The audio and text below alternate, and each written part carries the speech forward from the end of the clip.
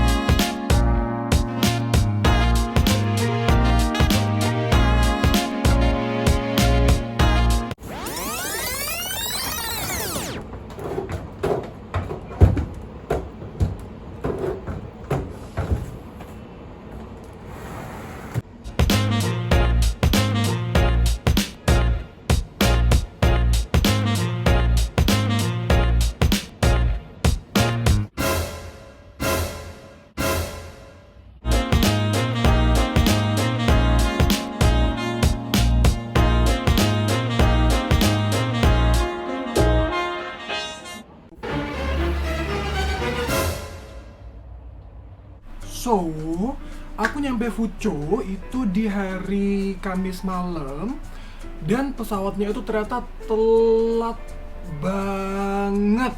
Jadi sebenarnya kita itu harusnya udah take off sekitar jam 12.30 sampai jam 1. Nyatanya kita itu baru take off jam setengah 2 karena waktu itu kayak ngantri runway gitu kan. Terus nyampe Fuzhou-nya sebenarnya tuh tepat waktu, tapi karena dari Jakarta aja udah telat, kita itu baru landing jam setengah 9 malam. Padahal itu harusnya kita jam 7 sudah landing di Fuzhou International Airport. Nah, setelah landing, kita itu nggak langsung dibolehin keluar, jadi kayak gantian dari kursi terdepan, terus beberapa orang keluar sampai ke aku dan teman-teman aku. Kebetulan kita itu duduknya nggak terpisah terlalu jauh. Kita nunggu sampai jam 9 atau setengah 10 baru kita diperbolehkan untuk turun dari pesawat, dan itu pun bukan di pintu arrival biasa. Jadi kayak kita ada pintu khusus sendiri karena kita diarahkan pertama kali itu harus scan barcode, kita harus mengisi data diri, lalu nantinya kita dapat barcode lagi selain dari barcode kemarin yang untuk health declaration. Terus waktu itu sempet deg-degan ya, karena tiba-tiba waktu aku scan barcode aku ternyata nggak bisa, jadi kayak aku diarahin lagi gitu. Dan ya as usual kan di Cina nggak terlalu banyak orang yang bisa bahasa Inggris, dan kebetulan karena kita tuh total berempat, kebetulan aku dan salah satu temen aku juga kita nggak bisa masuk nih karena barcode-nya itu ditolak. Terus waktu dicek bukan masalah besar ternyata untungnya, jadi cuman kita itu salah ngisi data yang harusnya di region, kita ngisi di country kayak gitu. Setelah barcode selesai di scan, kita digiring ke tempat selanjutnya, yaitu untuk interview. Interviewnya itu ada sekitar 8 pertanyaan in total. Intinya dia mempertanyakan apakah di Indonesia sudah tes dan hasilnya apa, terus selama di Indonesia apakah pernah ke tempat umum, terus kayak apakah selalu menggunakan masker, terus apa tujuannya ke Cina, kayak gitulah, kayak nggak ada yang ribet. Jadi setelah selesai interview, kita digiring lagi ke tempat selanjutnya, yaitu untuk swab test. Nah, swab test yang di airport ini kayak mendapatkan reaksi yang campur-campur sih. Jadi gini, swab testnya itu biasa kan kalau di Indo kita cuman satu cotton bud, terus abis itu dimasukin ke salah satu lubang hidung, atau lubang hidung sama mulut kan. Nah, kemarin waktu di Fuzhou kita itu tesnya ada 2 cotton bud. Jadi kita duduk, kita cuman melorotin masker kayak gini, nggak dibuka full, terus dia masukin tuh dua-duanya, prot gitu kan, prot gitu kan, prot gitu kan, nyolok semua hidung tuh 2 lubangnya. Habis itu sama dia tuh dipelintir gitu, jadi kayak digosokin ke dalam, itu yang lumayan kayak wah menggelitik gitu kan. Setelah dipelintir dia tinggal, bener-bener ditinggal di dalam hidung kayak gini, ditinggal selama sekitar 1 menit gitu. Terus setelah selesai 1 menit dia akan pelintir lagi baru dicabut dan dia masukin ke kayak botol sampelnya kayak gitu. Buat aku sendiri sebenarnya itu nggak terlalu sakit, cuman memang dia tuh lebih menggelitik gitu kan, karena ya gimana ya, 2 cotton bud gitu dimasukin ke hidung terus tiba-tiba dipelintir dua-duanya, jadi kayak di sini kenanya tapi kayak sakitnya tuh kayak di tenggorokan gitu, dan itu kayak lumayan lama.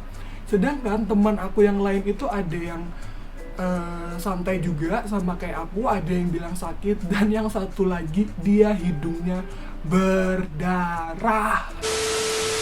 Setelah selesai tes swab tadi, kita langsung jalan ke arah imigrasi. Biasalah ya, dicek dokumen-dokumennya, ditanya di sini tujuannya apa. Setelah itu kita ambil koper yang udah diturunin dari pesawat tadi. Nah, belum selesai sampai di situ aja. Setelah kita ambil kopernya semua, di scan di custom, nggak ada masalah, kita itu ngantri lagi, ngantri untuk alokasi hotelnya kayak gitu. Jadi sebelum kita keluar itu udah ada kayak meja, isinya tuh kayak dari petugas kesehatannya, dia kayak punya list namanya kita ngantri satu-satu. Waktu selesai dicentang listnya itu tadi, kita berempat itu sempet kepisah. Jadi ada 2 temen aku yang udah masuk ke bus duluan dan ternyata langsung ditutup pintunya, sedangkan aku sama temen aku yang satu lagi itu kita masih ada di antrian itu tadi dan masih nunggu. Jadi kayak kita tuh kayak dipepet gitu, kayak diberhentiin, nggak boleh masuk dulu. Akhirnya kita berdua kepisah dan kita udah mikir sih di situ kayak wah ini pasti udah kepisah hotel juga, karena beberapa info dari teman kantor aku bilang kalau bisa sih karena kita barengan kita satu bis aja, jadi satu hotel. Ternyata kan enggak, kita kepisah. Dari airport sampai ke hotel itu lama lagi, mungkin ada sekitar 1 jam kita di perjalanan dari airport sampai ke hotel tempat kita karantina. Dan untungnya kita berempat itu masuk di hotel yang sama. Kita kan ada grup penerbangannya, jadi kayak ada orang-orang yang posting. Ternyata kita baru tahu bahwa satu pesawat kita itu dibagi ke 2 hotel karantina. Untungnya kita itu berempat semua dalam satu hotel. Jadi kita masuk nih dari pintu ini, terus di sampingnya tuh udah ada lemari. Ini aku cuman isi parka jaket aku karena cuman kecil banget. Nah itu kalau kalian lihat Instagram story aku, hanger ini aku pakai buat nyuci baju gitu. Terus yang ini kalian tadi juga udah lihat kan, dia tuh kayak macet gitu. Tuh kan kayak susah dibuka. Isinya sih sebenarnya kayak bantal-bantal tambahan gitu kali ya kalau ada yang mau ganti. Tapi aku nggak ganti sih, kayak yang 2 itu aja udah cukup. Terus aku cuman taruh sepatuku aja langsung di sini, sama koperku 2 juga di sini. Dan ini ada kayak meja kantor. Aku taruh semua nih, kalau yang makan makanan di sini semua. Ini kering tempe udah kebuka, bon cabe udah kebuka. Aku bungkus kayak gini soalnya biar nggak direbung semut, karena aku bawanya yang saset. Terus ini aku juga beli wedang uwuh dari Indonesia, water heaternya, jajan semua di sini. Terus ini tadi nasi bekas makan siang. Terus nah lihat, jadi kayak mereka itu tiap lunch dan dinner mereka tuh pasti akan kasih minuman dan buah. Tapi karena kayak sering makannya pun kebanyakan, makanya aku tuh kayak nggak habis semuanya gitu loh. Terus air putihnya itu mereka nyediainnya kayak gini, jadi kayak botolan gitu, bukan yang galonan. Sisanya tuh kayak di situ tuh. Nah kalian lihat kan, ini sebenarnya isinya kayak toiletrisnya. Terus kalau misalnya kita ada sampah atau ada yang mau dibuang tuh semua harus masuk di plastik ini. Jadi kayak harus dibungkus. Kalau nggak dibungkus dia nggak akan ambil sampah kita walaupun kita udah taruh di luar. Lihat nih ada tulisannya tuh, warning infectious medical waste. Ini bakalan aku koleksi sih, iconic. Terus ini juga ada toilet paper. Terus ini untuk tisu untuk makannya. Terus ini kresek lain untuk sampah, kayak sampah yang di situ sama ada di kamar mandi.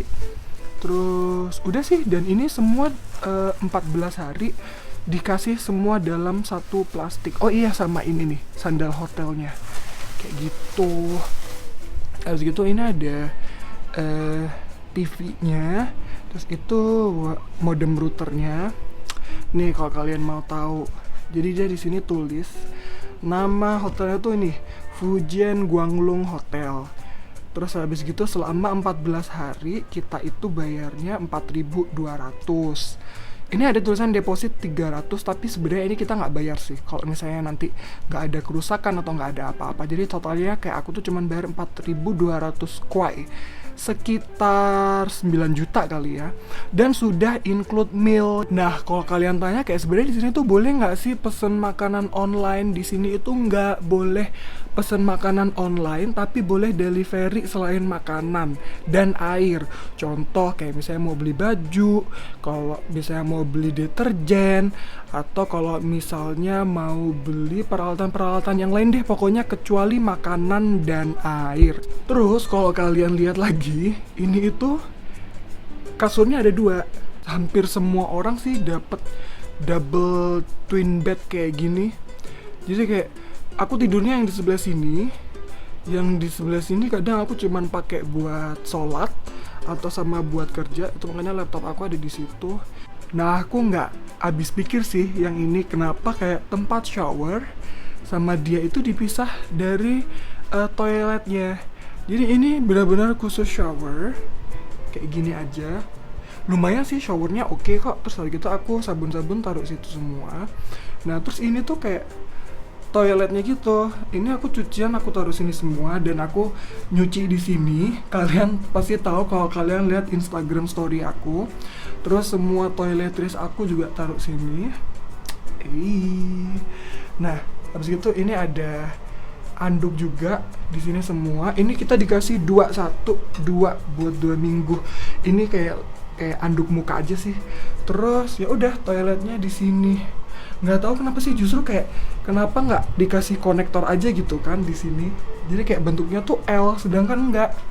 Ini tuh kayak mandi dari sini. Ntar kalau aku gosok gigi masuknya sini lagi. Gitu. Kalau kalian tanya hotelnya bagus nggak sih? Hotelnya bersih nggak sih? Terus hotelnya dingin nggak? AC-nya bagus nggak? TV-nya bagus nggak? Sebenarnya pertama kali jujur aja, aku tuh agak geli sama hotel ini karena kayak kalian lihat tadi karpetnya itu kayak udah kotor, kayak banyak bercak-bercak yang aku nggak tahu kan itu bekas apa. Terus kayak wallpapernya pun kayak ada nodanya, kadang ada juga yang kayak apa sih mau lepas gitu. Terus debu-debu juga beberapa ada yang nggak dibersihin, dan pertama kali kayak aku masuk itu bau lembab banget gitu. Aku nggak ngerti bau lembab itu apa memang karena udah lama nggak ada orang yang nginep di hotel ini, atau mungkin memang dia habis dikasih atau disemprot disinfektan gitu. Jadi kayak baunya kayak mix feeling sih, kayak antara lembab tapi bau disinfektan juga. Makanya kayak malam-malam aku nyampe itu, aku baru nyampe jam 11:30, langsung aku buka 2 jendela itu supaya baunya keluar. Dan untungnya pas aku udah mau tidur itu udah lumayan lah gitu, kayak apa namanya, udaranya itu udah ketuker, yang bau-bau itu udah hilang. Terus AC juga udah aku nyalain kayak gitu. Selama 14 hari nanti di sini pun aku juga nggak diem-diem aja ya di kamar, aku tetap bekerja remote. Jadi kayak untung di sini wifi-nya kenceng banget, dan kalau misalnya aku mau buka aplikasi-aplikasi yang nggak bisa dibuka di Cina atau diblok sama Cina, itu pada saat aku pakai Magic App, dia kayak kenceng lumayan dan nggak putus-putus. Dan kalian tahu vlog kedua itu gagal terupload selama 3 kali. Bayangin tuh, lagi ngedit udah di sini, ngedit susah-susah lama, diupload 3 kali nggak masuk-masuk. Sampai akhirnya aku itu ngecek di salah satu video di YouTube, dia bilang kalau pakai Magic App coba ganti servernya itu dari US gitu, karena nanti dia akan lebih cepat terupload. Dan untungnya hal tersebut benar terjadi. Jadi aku upload vlog kedua itu lumayan cepet sih kayaknya, setengah jam, terus tinggal tunggu YouTube proses videonya sampai 4K. Dan sih gitu aja, nanti kegiatan-kegiatan apa yang aku mau lakuin di sini lihat aja nanti. Oke.